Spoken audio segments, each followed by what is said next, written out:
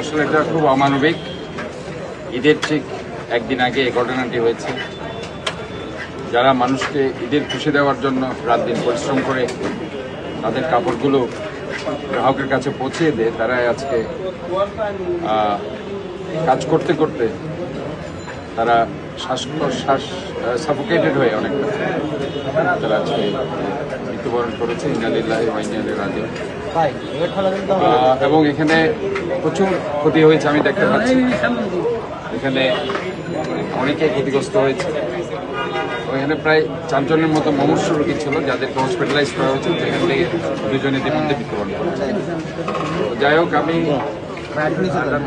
আসলাম, দেখলাম, এবং আমি আশা করছি এখানে যেহেতু এই বিল্ডিংয়ের মালিকও এখানে আছে আমাদের সাথে, এবং এখানকার টেরিবাজার মালিক সমিতির সভাপতি আছে, তো সবাই মিলে আমরা বসে একটা ঠিক করবো কি করা যায়, কারণ তাদের পুনর্বাসন করা উচিত। এবং আশা করি ইনশাল্লাহ এটা আমরা করতে পারবো বলে আশা করছি।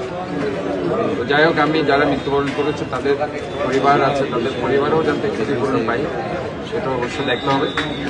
এবং তারা এখনও হসপিটালে আছে, তাদের পোস্টমর্টমের ব্যাপার আছে, তো সেই জিনিসগুলো দেখে তাদের সৎকার করে এবং দাফন করে আমরা আশা করছি যে তাদের পরিবারকে সাথে যে ঈদের আনন্দ আজকে আমরা এখানে করার কথা ছিল, সেখানে আজকে তারা হয়তো এটা নিষেধাজ্ঞা হয়েছে। আমরা তাদের গভীর শোক প্রকাশ করছি। ধন্যবাদ।